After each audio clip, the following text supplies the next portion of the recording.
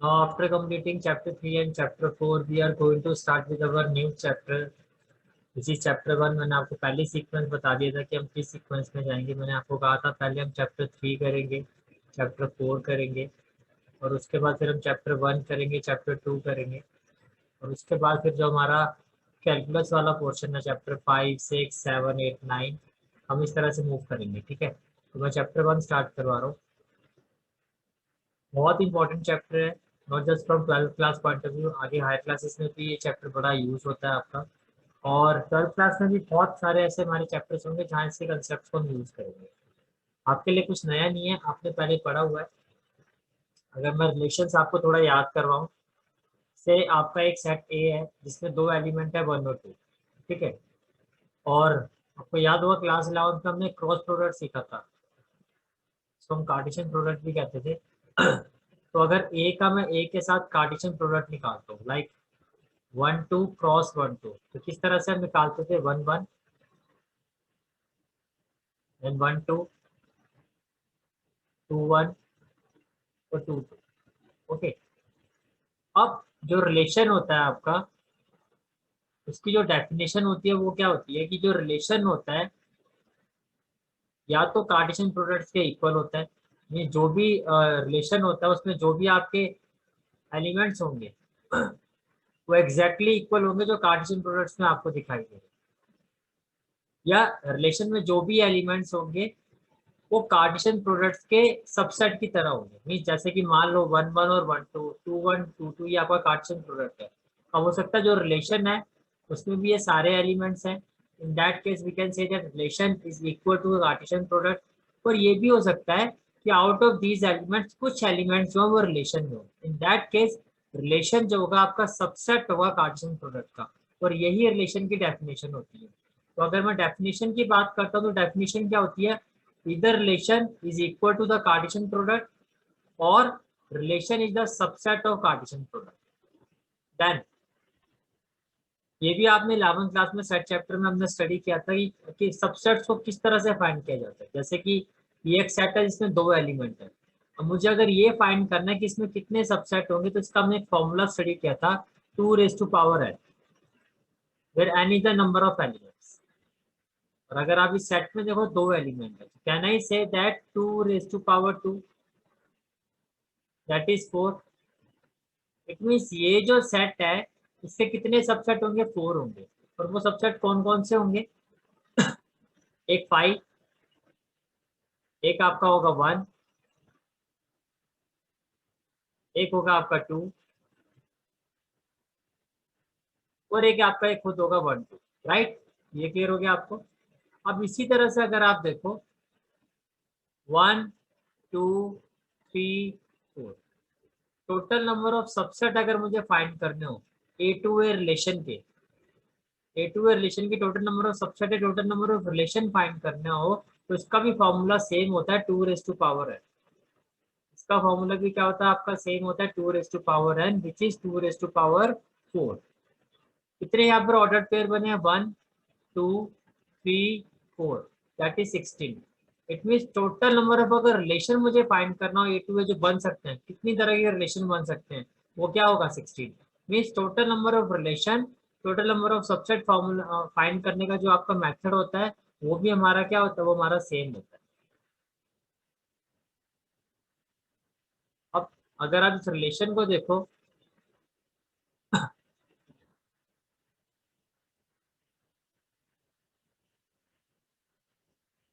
ये जो आपका रिलेशन बना है, हमने क्या कहा? इस रिलेशन से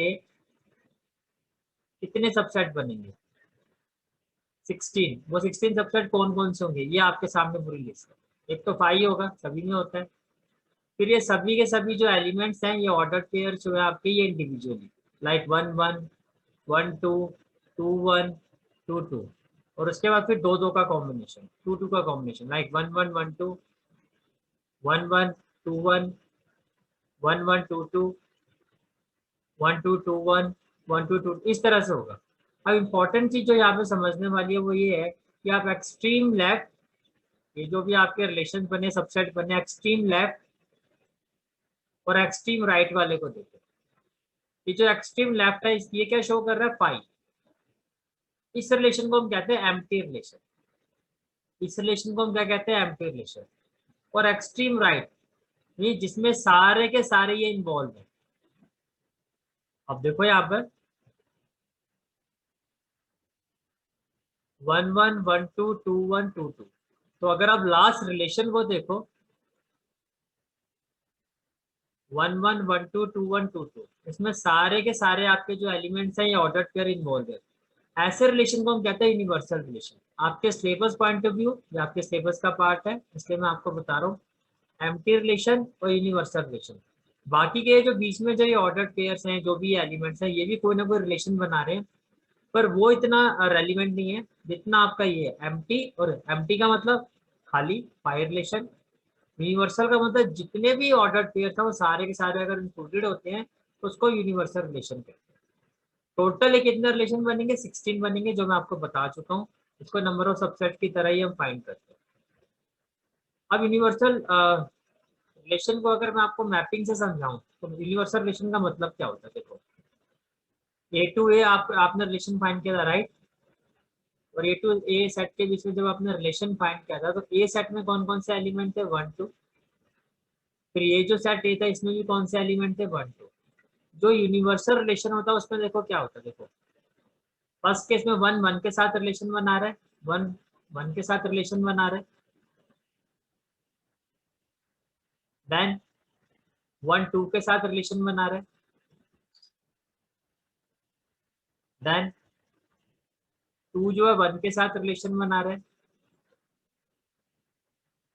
और 2 जो है आपका 2 के साथ रिलेशन बना रहा है।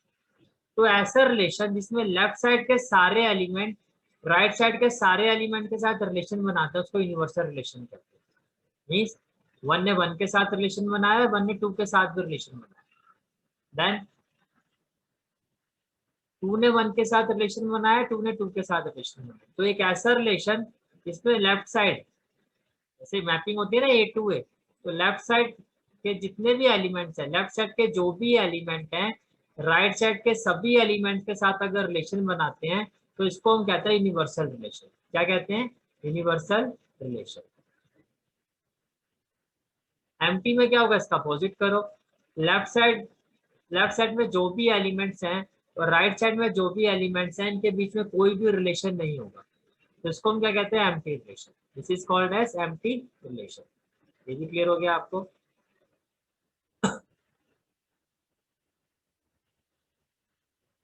अब हम बात करते हैं types of relation. Types of relation को समझने के लिए मैंने एक एग्जांपल लिया है। देखो एक सेट है जिसमें एलिमेंट्स है 1 2 3 4 5। ए सेट के साथ रिलेशन जो है उसके थ्रू जो हमें एलिमेंट्स मिले जो ऑर्डर्ड पेयर्स है वो ये बने। ये एग्जांपल लेंगे, मैं फिर से रिपीट कर रहा हूँ। एक सेट है आपका ए जिसमें एलिमेंट्स है 1 2 3 4 5। ए का ए के साथ जो ये रिलेशन है, इस रिलेशन को यूज करके इनके बीच में जो ये एलिमेंट्स हैं जो रिलेशन बने हैं, जो ऑर्डर्ड पेयर्स है वो ये बने। ठीक है। अब ये देखो, अब जो टाइप्स ऑफ रिलेशन होता है उसमें सबसे पहला रिलेशन होता है उसको हम कहते हैं रिफ्लेक्सिव।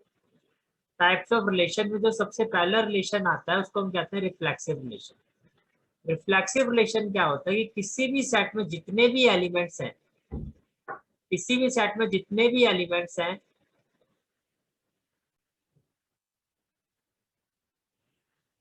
तो सबसे पहला जो रिलेशन होता है वो होता है आपका रिफ्लेक्सिव। रिफ्लेक्सिव का मतलब क्या है, कोई भी रिलेशन, जैसे आपने ए टू ए मैपिंग को करके ये रिलेशन बनाया, ए टू ए मैपिंग से ये रिलेशन आया हमारे सामने, राइट। अब ये रिफ्लेक्सिव है या नहीं है इसका कैसे पता चलेगा, अगर कोई भी रिलेशन आर ये जो है आपका, देखो एक चीज मैं आपको फिर से क्लियर कर देता हूँ। नॉर्मल आर लिखा है तो ये रिलेशन की बात हो रही है, लेकिन आर को अगर आप बोल्ड लेटर में लिखते हो, लाइक ऐसे लिखा हुआ फिर मैं इसको बोल्ड कर रहा हूँ इस तरह से, बोल्ड लेटर में अगर मैं लिखता हूँ तो यहाँ पे जो बात हो रही है वो रियल नंबर की हो रही है, कोई कंफ्यूजन नहीं होना चाहिए। जैसे नॉर्मल एन जो होता है ये एक सेट को रिप्रेजेंट कर सकता है, लाइक आपने एन लिखा और मैंने कहा इसमें दो एलिमेंट है 1 और 2, तो यहाँ जो आपका एन है वो एक सेट को रिप्रेजेंट कर रहा है। But at the same time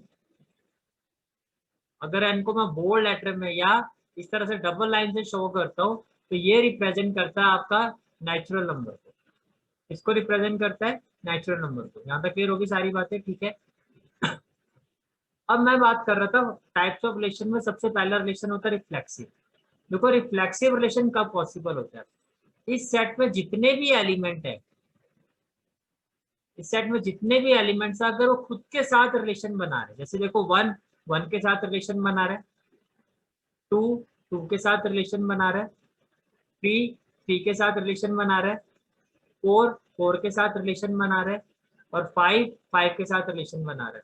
अगर इस सेट में जितने भी एलिमेंट है वो एक दूसरे के साथ रिलेशन, वो अपने साथ रिलेशन बना रहे हैं, तो देखो रिफ्लेक्सिव की डेफिनेशन होती क्या है, a relation R on set A is said to be reflexive. एक रिलेशन जो है वो रिफ्लेक्सिव रिलेशन कब बनता है, उसकी डेफिनेशन कब होती है, उसकी डेफिनेशन क्या होती है, इफ जो भी उसमें एक एलिमेंट है, से वो एलिमेंट ए है, अगर वो एलिमेंट ए अपने साथ ही रिलेशन बनाता है, मीन्स ए एलिमेंट का ए के साथ रिलेशन बनता है, मीन्स ए जो है उस रिलेशन का पार्ट होगा, और वो ए जो होगा, ए में जितने भी एलिमेंट्स होंगे वो सारे एलिमेंट बिलोंग का मतलब आपने 11th क्लास में पढ़ा था कि उस सेट में जितने भी एलिमेंट्स हैं, तो उस सेट में जितने भी एलिमेंट्स अगर वो अपने साथ रिलेशन बनाते हैं, ए जो है A is related to A, R का मतलब मैंने अभी बताया आर, अगर एक एलिमेंट अपने साथ अगर रिलेशन बनाता है, कौन सा एलिमेंट, जो भी उस सेट में एलिमेंट है,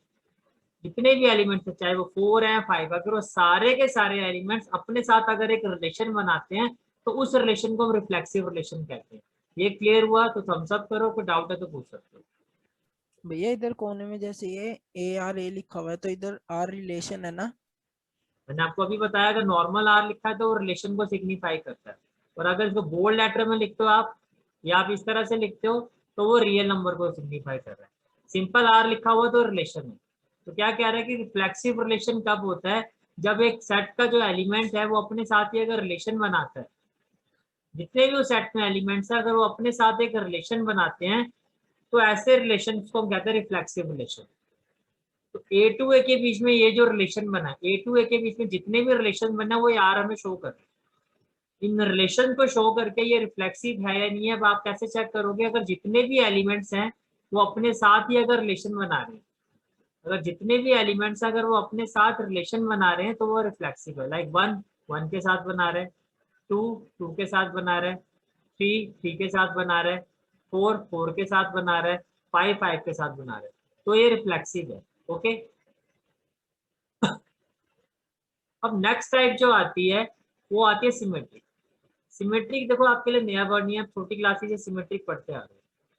सिमेट्रिक का मतलब रिलेशन की टर्म्स में क्या होता है, अगर एक सेट में आपको ए बी रिलेशन दिखाई दे रहे हैं, जैसे 1 का रिलेशन 2 के साथ दिखाई दे रहा है, जैसे 1 और 2 रिलेशन में दिखाई दे रहा है, तो ये ए बी हो गया। तो 1 2 है तो वहां पर अगर 2 1 होगा तो ये सिमेट्रिक होगा। तो जो भी ए बी फॉर्म के रिलेशन है, उस जो भी ए बी फॉर्म के रिलेशन है, अगर वो बी ए फॉर्म में भी एग्जिस्ट करते हैं, तो हम कहेंगे कि उस जो सेट ए है, ए टू ए से जो रिलेशन बना है वो सिमेट्रिक रिलेशन भी है। जैसे कि एग्जांपल देता हूं मैं आपको, 1 3 है, तो आप देखो क्या यहाँ पे 3 1 दिखाई दे रहा है, ये देखो 1 3 है ए बी तो बी ए बी है, सिमेट्रिक हो गया। सभी केसेस में होना चाहिए ये आपका। अगर आपको 1 5 दिखाई दे रहा है तो देखो यहाँ पे 5 1 है, यस 5 1 भी है तो सिमेट्रिक है ये आपका। और देखो 2 4 है अगर, तो 4 2 भी है, राइट। 3 5 है तो 5 3 भी है। मीन जितने भी आपको ए बी रिलेशन दिखाई दे रहे हैं उनके साथ साथ आपको बी ए रिलेशन भी दिखाई दे रहा है। अगर 1 5 है 5 1 नहीं है तो ये सिमेट्रिक नहीं होगा। तो जो भी ए बी फॉर्म में रिलेशन होंगे वो सारे बी ए फॉर्म में होना जरूरी है, तभी वो सिमेट्रिक होगा। तो कहना है से दैट ये जो रिलेशन है आपका वो सिमेट्रिक भी है, बिकॉज इसमें जो भी ए बी फॉर्म है वो बी ए फॉर्म में भी है। ठीक है, तो आपने दो टाइप समझ ली। फर्स्ट टाइप क्या आपने समझी, रिफ्लेक्सिव। रिफ्लेक्सिव में क्या कहा कि जितने भी एलिमेंट्स होते हैं वो अपने साथ रिलेशन बनाए। तो सेकंड टाइप में मैंने आपको क्या समझाया, सिमेट्रिक। सिमेट्रिक में मैंने आपको ये समझाया कि अगर ए बी रिलेशन होगा तो बी ए भी होगा। ठीक है, अब बात करते हैं थर्ड वाले, इसको हम कहते हैं ट्रांजिटिव। ट्रांजिटिव का मतलब ये होता है कि अगर ए बी बिलोंग कर रहा है, अगर ए बी रिलेशन को बिलोंग कर रहा है और अगर बी ए रिलेशन को बिलोंग कर रहा है,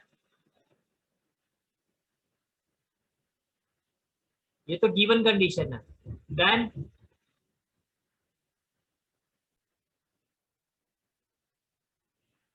तो जो कंक्लूजन होता है, अगर आपको कोई भी एलिमेंट इस फॉर्म में मिलता है, लाइक ए बी बिलोंग कर रहा है, बी ए बिलोंग कर रहा है, तो ट्रांसलेटिव तभी होगा, सॉरी ए बी बिलोंग कर रहा है और बी सी बिलोंग कर रहा है।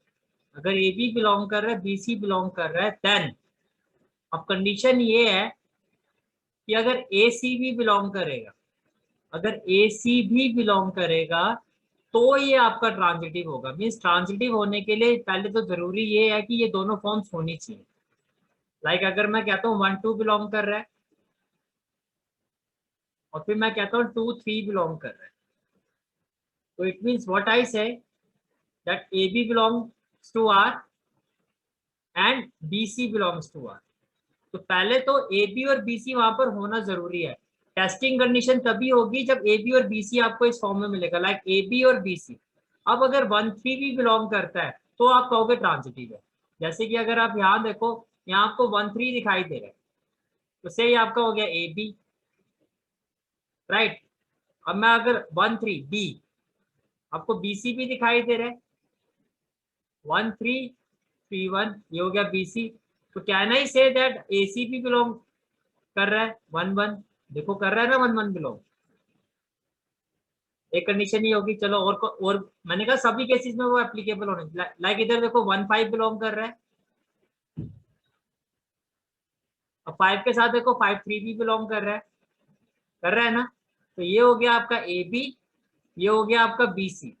तो क्या ए सी बिलोंग कर रहा है 1 3, तो आप देखो 1 3 बिलोंग कर रहा है ना। तो सभी कंडीशन में ये सारी चीजें एप्लीकेबल होनी चाहिए। और केस देखो आप कोई, जैसे 4 2 बिलोंग कर रहा है, से ये हो गया ए बी, फिर 2 4 बिलोंग कर रहा है, ये हो गया आपका बी सी।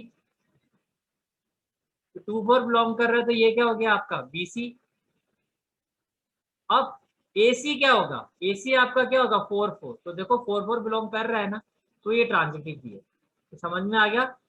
तो फर्स्ट टाइप में क्या होता है आपका रिफ्लेक्सिव। रिफ्लेक्सिव में क्या होता है, जो भी एलिमेंट्स है से सभी एलिमेंट्स को हमने एक सिंबल से डिनोट किया ए, अगर ए को बिलोंग करेगा तो वो रिफ्लेक्सिव होगा। बड़ी बात आपने जो मोटी मोटी बात मैं बता रहा हूँ।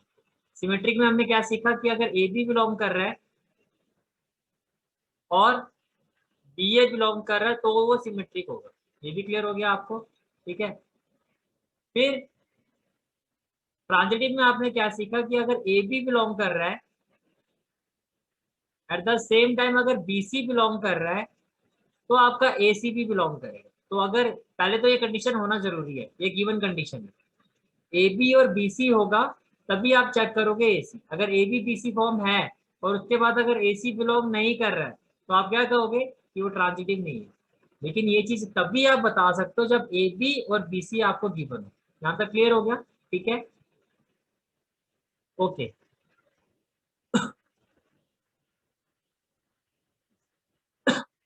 अब कोई भी ऐसा रिलेशन जो रिफ्लेक्सिव है, सिमेट्रिक है और ट्रांजिटिव है, ऐसे रिलेशन को हम इक्विवेलेंस रिलेशन कहते हैं। ऐसे रिलेशन को हम क्या कहते हैं, इक्विवेलेंस रिलेशन। और इस कंसेप्ट से बहुत इंपॉर्टेंट क्वेश्चन आता है आपका कि आपको जज करना होता है, चेक करना होता है कि जो गिवन रिलेशन है वो इक्विवेलेंस है या नहीं है।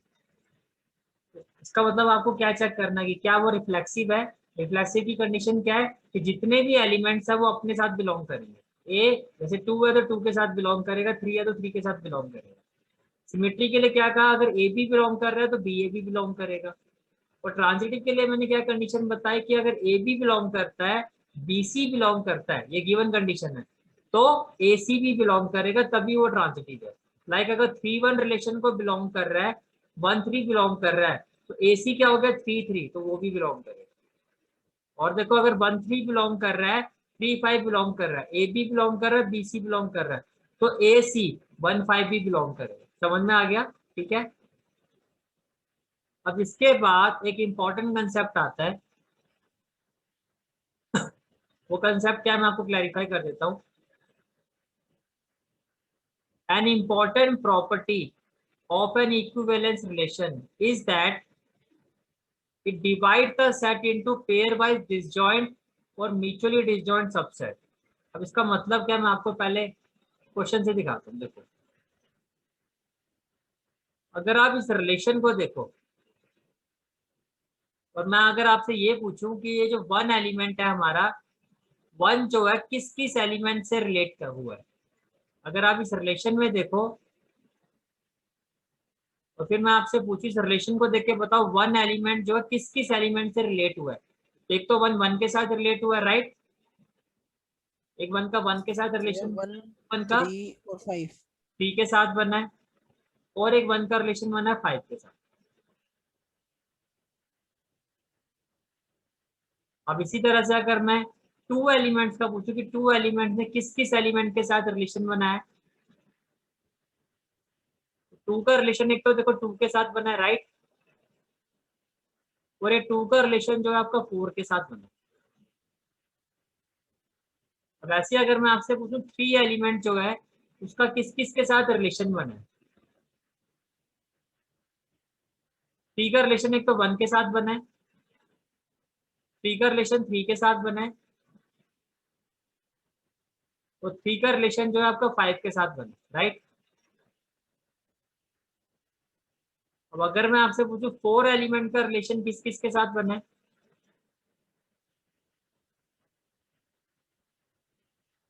फोर का रिलेशन देखो, एक तो फोर का रिलेशन किसके साथ बना है, टू के साथ,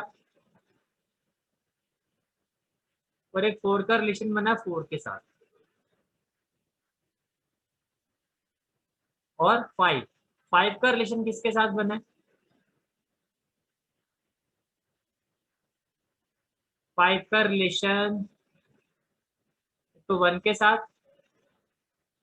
एक थ्री के साथ, एक फाइव के साथ, राइट। अब आप मुझे एक बात बताओ, ये जितने भी ये आपको सेट दिखाई दे रहे हैं, जितने भी सेट है, क्या सभी सेट में कुछ कॉमन दिखाई दे रहा है आपको, सभी सेट में? भैया 1 और 5 सेम है। नो, और बताओ यहाँ का वन और फाइव है, इस सेट में बताओ नहीं, कहाँ वन और फाइव है। एलिमेंट 1 और सभी 5 के कह रहा हूँ मैं। कुछ भी कॉमन नहीं है, सभी सेट के बीच में कुछ भी कॉमन नहीं है। अगर यहाँ वन फाइव है, यहाँ कोई वन फाइव नहीं है, यहाँ टू फोर है तो यहाँ टू फोर नहीं है, मैंने कहा सबके बीच में कुछ भी कॉमन नहीं है। दूसरी चीज आप ये देखो, हाँ इक्वल है, जैसे वन थ्री फाइव जो है आपका, ये भी वन थ्री फाइव है, ये भी वन थ्री फाइव है, ये भी one three five, equal set है। ऐसे ही ये आपका टू फोर है, ये टू फोर है, इक्वल है, लेकिन कॉमन कुछ भी नहीं है। तो कॉमन नया होने का मतलब क्या होता है, आपको याद होगा आपने डिसजॉइंट सेट पढ़ा था कि ऐसे सेट जिनके बीच में कुछ भी कॉमन ना हो। ये सभी के सभी जो सेट्स है, अगर इन सभी सेट के बीच में अगर कुछ भी कॉमन नहीं है तो ये डिसजॉइंट सेट, और इनको एक नाम दिया जाता है इक्विवेलेंस क्लास। इन सभी को क्या कहा जाता है, equivalence class, equivalence class.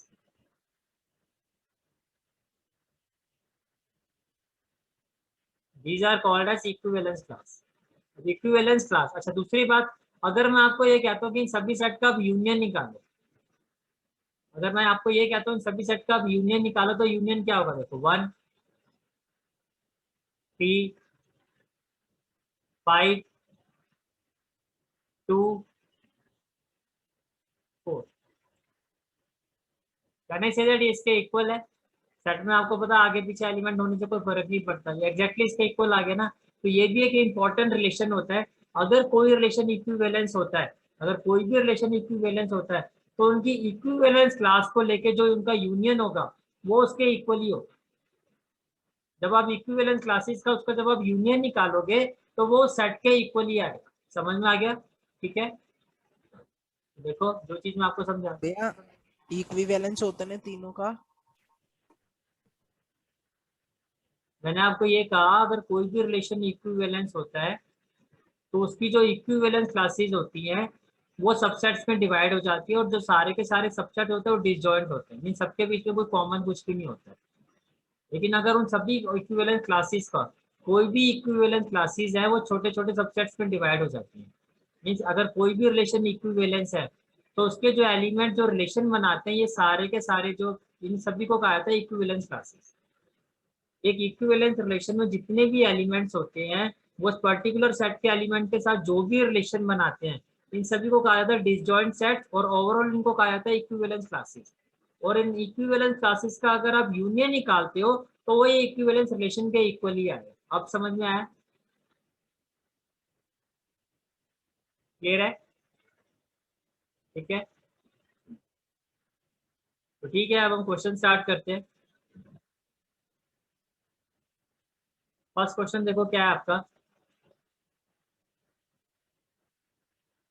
Your first question is determine whether each of the following relations are reflexive, symmetric and transitive। आपको determine करना है कि ये जो भी रिलेशन गिवन है ये रिफ्लेक्सिव है, सिमेट्रिक है या ट्रांजिटिव है। तो रिफ्लेक्सिव के लिए मैंने क्या कंडीशन बताई थी कि सेट ए में जितने भी एलिमेंट्स होंगे वो अपने साथ एक रिलेशन बनाएंगे, यही बताया था।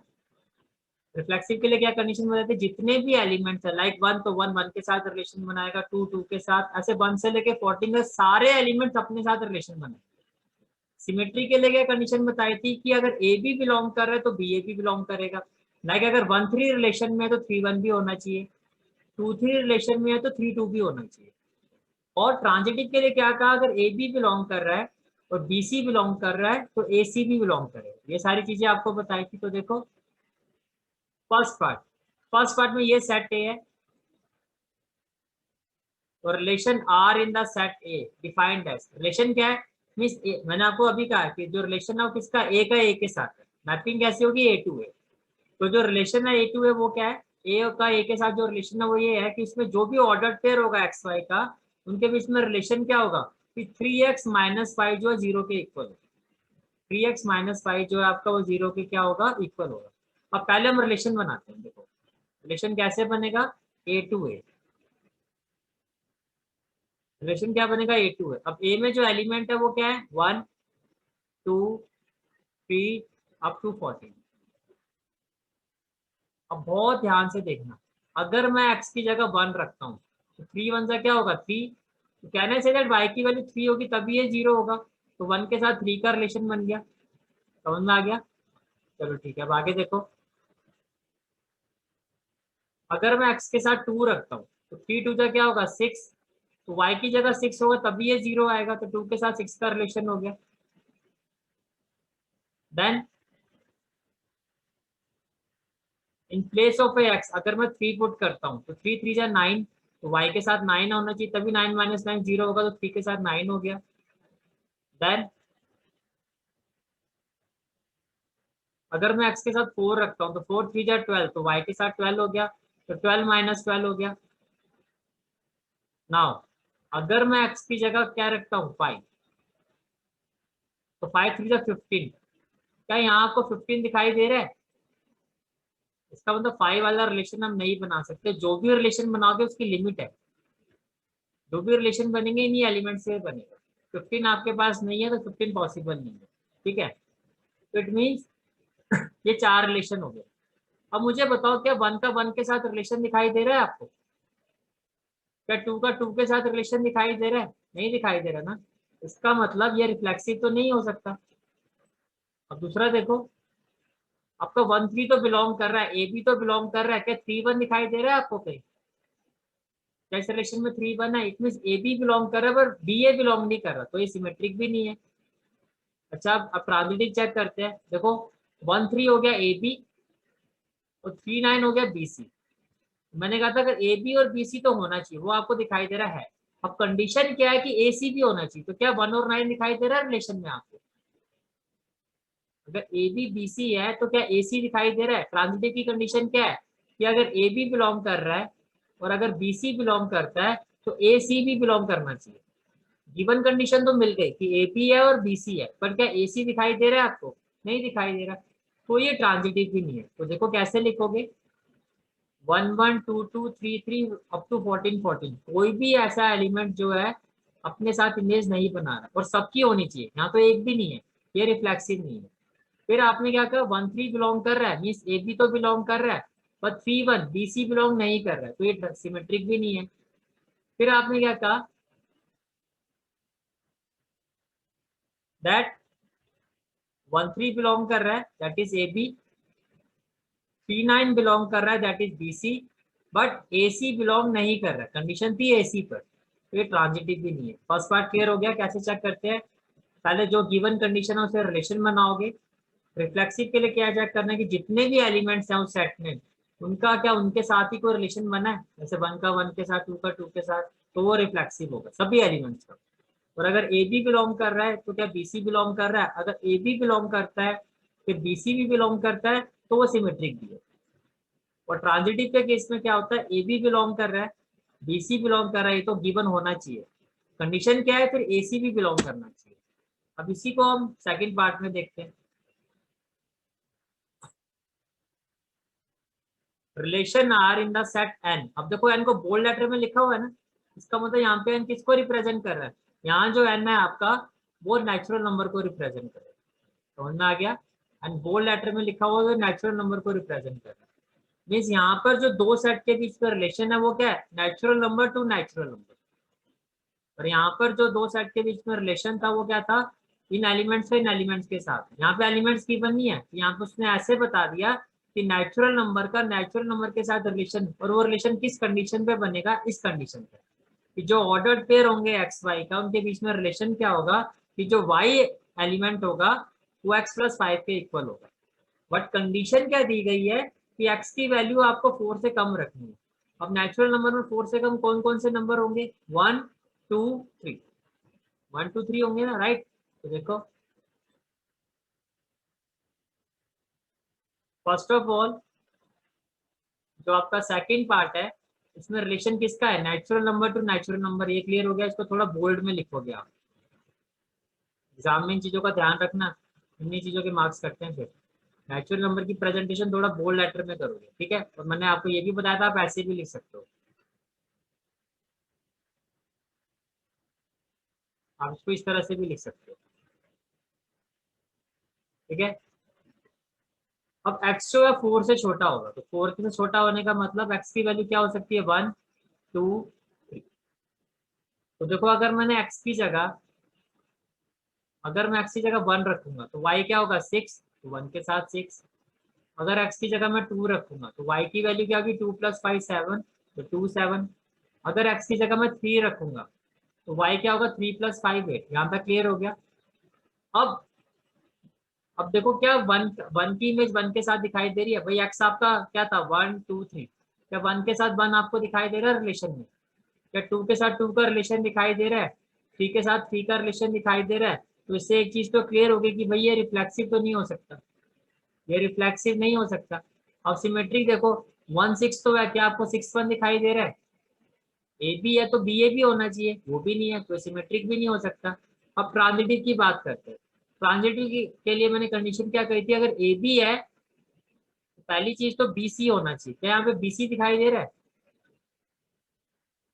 क्या यहाँ पे बी सी दिखाई दे रहा है। अब एग्जाम्पल के तौर पे ऐसे देखो, जैसे 1 6 है, अगर मैं यहाँ पे 6, अगर मैं यहाँ पे 6 पुट करता तो 6 + 5 क्या होता 11, तो वो बनता 6 11। तो पहले तो ए बी के साथ एक बी सी होना चाहिए, ए बी तो है यहाँ तो बी सी नहीं है। तो अगर ए बी के साथ बी सी नहीं है तो मैं ए सी को कैसे चेक कर सकता हूँ, मैंने क्या कहा था ट्रांजिटिव तो तब होगा पहले तो गिवन कंडीशन सेटिस्फाई हो, ए बी है बी सी है फिर ए सी होना चाहिए। यहाँ तो ए बी के साथ बी सी नहीं है, बात यही खत्म होगी, तो ये ट्रांजिटिव भी नहीं है। सेकंड पार्ट में क्लियर हो गया सबको, ठीक है। भैया हाँ जी, भैया जैसे रिफ्लेक्सिव और सिमेट्रिक है, ये एक एक एलिमेंट पे होना चाहिए कि तीनों पे होने चाहिए? आपको कहा जितने भी एलिमेंट है सबको सेटिस्फाई करना चाहिए। सेटिस्फाई करने का मतलब अगर इस रिलेशन में 1 6 दिखाई दे रहा है तो 6 1 भी होना चाहिए, 2 7 है तो 7 2 भी होना चाहिए, 3 8 है तो 8 3 भी होना चाहिए। जो भी रिलेशन वहाँ पे ए बी दिखाई देगा उन सभी के साथ बी ए होना चाहिए। और जो भी एलिमेंट है उस सेट में, जैसे एक्स की वैल्यू 1 2 3 है तो 1 1 2 2 3 3 ये सारे होने चाहिए, ठीक है। ये और क्लियर होगा जब और क्वेश्चन करेंगे हम। थर्ड पार्ट देखो, relation R in the set A. अब देखो जो सेट ए इसमें कौन कौन से एलिमेंट, यहाँ आपको एलिमेंट गिवन है 1 2 3 4 5 6। क्या कहा, अगेन सेट ए है ना, इसमें जो रिलेशन है वो किसका होगा, इसमें रिलेशन होगा ए टू है। जैसे यहाँ नेचुरल नंबर था तो रिलेशन किसका था, natural number two natural number, ऐसे था ना, natural number two natural number. Again यहाँ ए था तो ए टू है। अब यहाँ जो रिलेशन है वो A2 है, और रिलेशन कैसे बनेगा? देखो पहले वाला जो A होता है लाइक 1 2 3 4 5 6, ये फर्स्ट वाला है A का A के साथ, ये सेकंड A हो गया।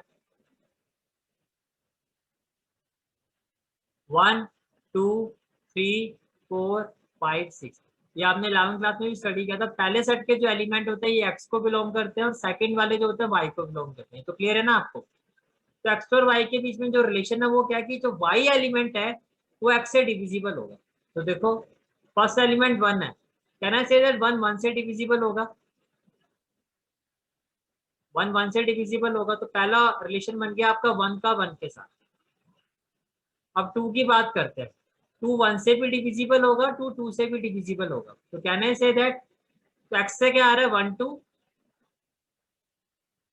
और एक्स से क्या आएगा 2 2। समझ में आ रहा है रिलेशन कैसे बनेगा?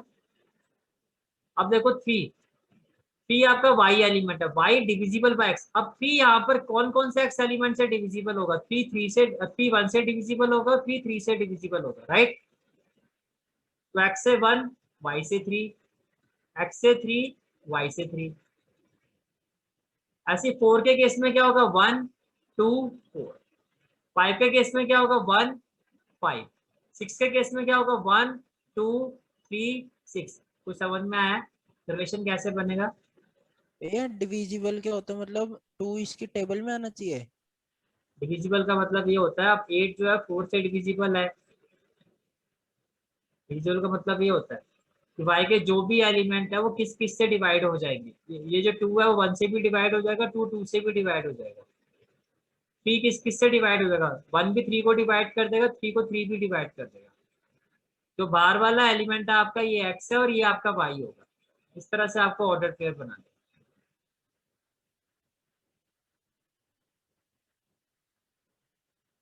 तो देखो A टू A, मैंने कहा फर्स्ट वाला जो होता है लेफ्ट वाला ये x एलिमेंट को डिनोट करता है, ये y को करता है। और रिलेशन के एक्स और वाई के बीच में कि वाई के जो एलिमेंट है वो कौन कौन से एक्स एलिमेंट से डिवाइड हो जाएंगे। देखो 1 के केस में 1 1 से डिविजिबल है, 2 के केस में 2 1 से डिविजिबल है, 2 2 से डिविजिबल है, तो 1 2 2 2।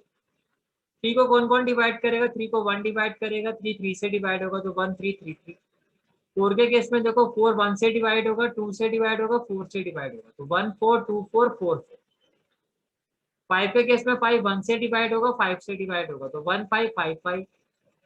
6 के केस में 6 1 से डिवाइड होगा, 2 से डिवाइड होगा, 3 से डिवाइड होगा, 6 से डिवाइड होगा, तो 1 6 2 6 3 6 और 6 6। यहाँ तक समझ में आ गया? रिलेशन समझ में आ गया कैसे बना आपका? ओके। अब देखो, अब आपको चेक करना है रिफ्लेक्सिव। देखो 1 1 है ना, 1 1 के साथ रिलेशन बना रहा है, 2 2 के साथ बना रहा है, 3 3 के साथ बना रहा है, 4 4 के साथ बना रहा है, 5 5 के साथ।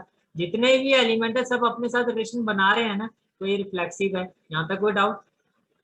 ठीक है। अब इधर देखो 1 2 है, तो देखो क्या यहाँ पे 2 1 दिखाई दे रहा है आपको? नहीं है ना 2 1।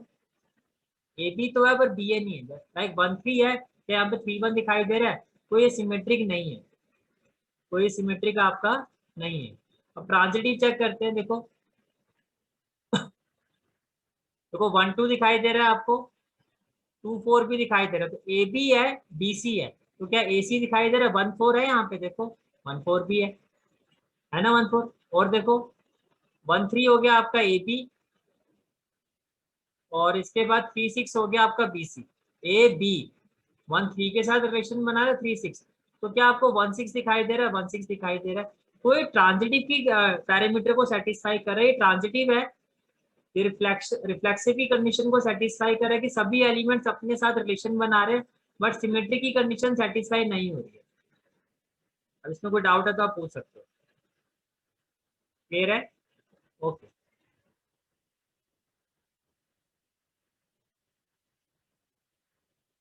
पार्ट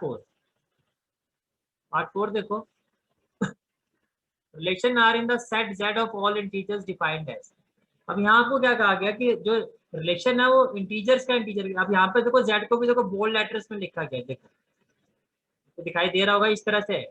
इसका मतलब जेड यहाँ पे रिप्रेजेंट कर रहा है इंटीजर्स को, इंटीजर्स का इंटीजर्स के साथ रिलेशन। और रिलेशन क्या है कि x माइनस वाई, यहाँ पर x और y के बीच में जो रिलेशन होगा वो क्या होगा, उनका जो डिफरेंस है वो इंटीजर होना चाहिए, उनका जो डिफरेंस है वो क्या होना चाहिए, इंटीजर। अब देखो यहाँ इंटीजर्स की तो कोई लिमिट है नहीं। अगेन आपने ध्यान रखना, जब आप लिखोगे बोल्ड लेटर में या डबल लाइंस में, इंटीजर्स को शो करना आपको, ठीक है। अब देखो मान लो कि कोई भी इंटीजर है ए, कोई भी इंटीजर ए जो है वो इस रिलेशन का पार्ट होगा या नहीं होगा। क्या ना से दैट अगर किसी भी एलिमेंट को मैं उसी से माइनस करूंगा, बिकॉज एक्स भी आपका ए है और वाई भी आपका ए है, तो वो जीरो आएगा। अब जीरो इंटीजर होता है या नहीं होता, होता है ना। इसका मतलब यहाँ हर एलिमेंट जो है अपने साथ रिलेशन बनाएगा।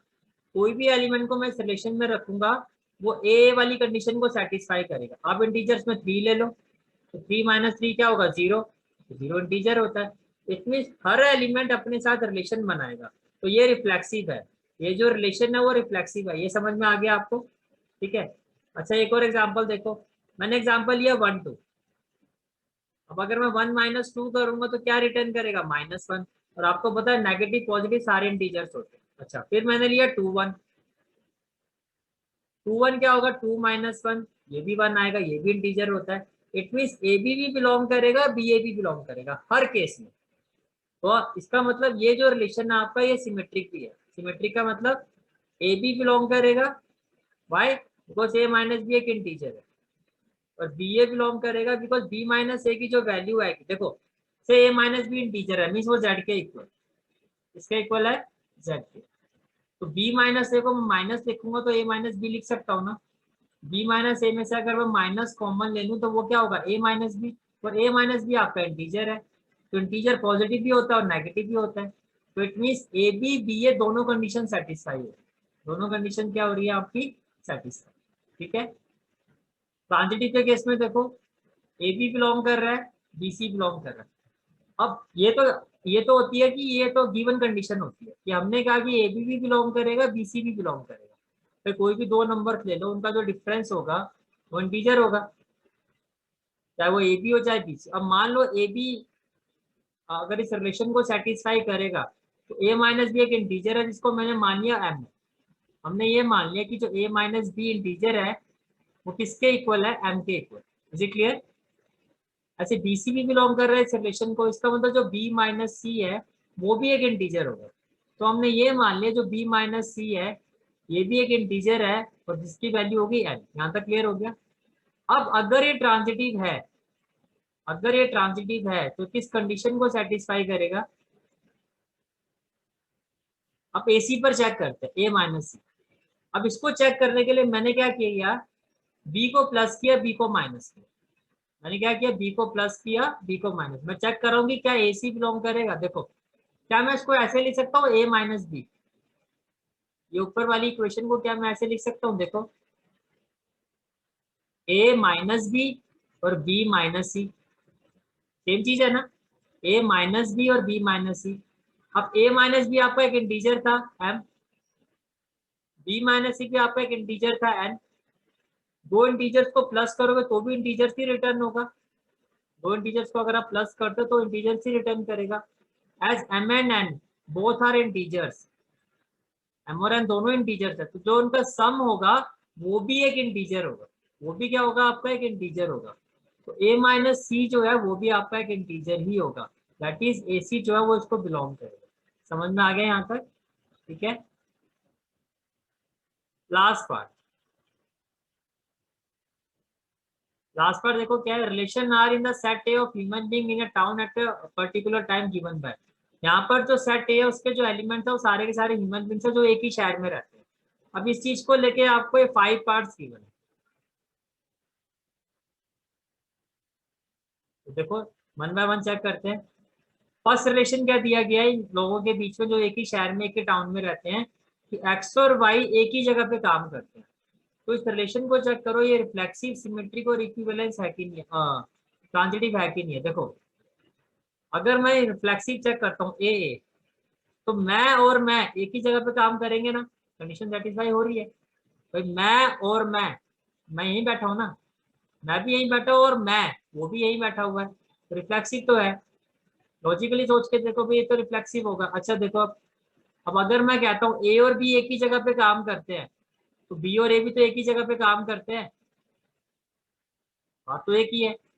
तो ये आपका सिमेट्रिक भी हो गया। अब देखो, मैं कह रहा हूँ ए और बी एक ही जगह पे काम करते हैं, बी और सी भी एक ही जगह पे काम करते हैं, तो भाई ए और सी भी एक ही जगह पे काम करते हैं। समझ में आ रहा है लॉजिक? तो ये आपका क्या हो गया, ये रिफ्लेक्सिव भी है। इसके बाद देखो, ये आपका सिमेट्रिक भी है। ए और बी अगर एक जगह काम करते तो बी ए भी करते हैं। और उसके बाद ये आपका ट्रांजिटिव भी है। ट्रांजिटिव का मतलब अगर ए बी एक जगह पे काम करता है, बी सी एक जगह पे काम करते हैं, तो ए सी भी करेगा। पार्ट बी देखो, देखो ये ऊपर ए और बी सेम ही है, X and Y live in the same locality at the same place. ये आप खुद कर लेना, समझ में आ गया? सेम प्लेस, प्लेस की जगह लोकेलिटी आ गया। थर्ड वाला देखो क्या है आपका, X is exactly 7 centimetre taller than Y.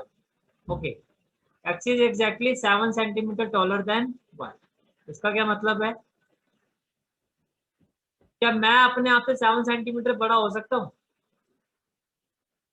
नहीं हो सकता, रिफ्लेक्सिव तो पॉसिबल ही नहीं है। अच्छा, अब ए बी देखो, अगर मैं कहता हूँ ए जो है वो बी से 7 सेंटीमीटर बड़ा है, तो क्या बी ए से बड़ा हो सकता है फिर? ये अगर ए बड़ा तो बी कैसे बड़ा हो सकता है? तो ये सिमेट्रिक भी नहीं है। अब ए बी के बीच में रिलेशन ये है कि ए जो है बी से 7 सेंटीमीटर बड़ा है, और बी जो है वो सी से 7 सेंटीमीटर बड़ा है, तो ए और बी के सी के बीच ज्यादा डिफरेंस नहीं आ गया? ये इससे 7, तो इट मीन्स ये ट्रांजिटिव भी नहीं हो सकता। ये जो है आपका ट्रांजिटिव भी नहीं होगा, ठीक है। और प्रेजेंटेशन देखो किस तरह से होगी आपकी। ए जो है अपने आप से 7 सेंटीमीटर टॉलर हो सकता है, false, it is not reflexive. Then symmetric में अगर ए बी के बीच में आप रिलेशन बनाते हो, तो ए जो है वो बी से 7 सेंटीमीटर बड़ा है, तो बी ए का मतलब हो गया फिर बी ए से 7 सेंटीमीटर टॉलर होना चाहिए, पॉसिबल ही नहीं है। या तो ए बड़ा होगा या बी बड़ा हो सकता है, दोनों कैसे एक दूसरे से बड़े हो सकते हैं? तो ये सिमेट्रिक भी नहीं है। फिर ट्रांजिटिव में आते हैं हम।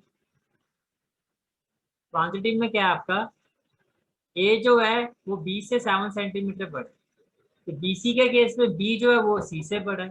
तो अगर ए बी से बड़ा है, बी सी से बड़ा है, तो ए जो है वो सी से तो बड़ा हो नहीं सकता, फिर तो ज्यादा डिफरेंस हो गया। भाई ए और बी के बीच में डिफरेंस कितना है? 7 सेंटीमीटर का। बी और सी के बीच में डिफरेंस कितना है? 7 सेंटीमीटर का। तो देखो ना, इनके ए और सी के बीच में तो फिर ज्यादा डिफरेंस हो गया, बिकॉज ए बी से 7 सेंटीमीटर बड़ा है। समझ में आ रहा है? तो ए और सी के बीच का जो डिफरेंस है वो 7 का नहीं होगा, तो ये आपका ट्रांजिटिव भी नहीं है।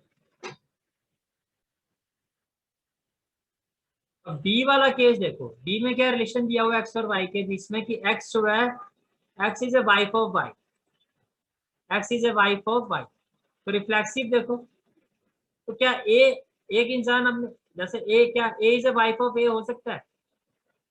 लॉजिकली देख के देखो किस तरह की स्टेटमेंट है, A is a wife of A, false, reflexive. कुछ क्वेश्चन तो मतलब कोई होता है ना कि मीनिंगलेस क्वेश्चन है, तो सेंस ही नहीं है।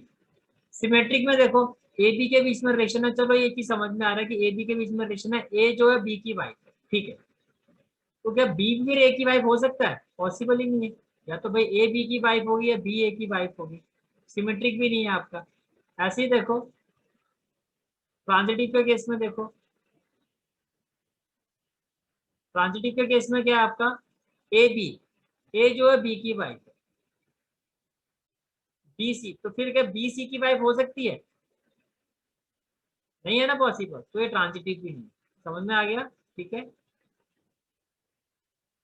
और जो ई पार्ट है वो भी कुछ इसी तरह से, X is a father of Y, जैसे वाइफ ऑफ वाई था, फादर ऑफ वाई, ये आपको खुद करना है, ठीक है।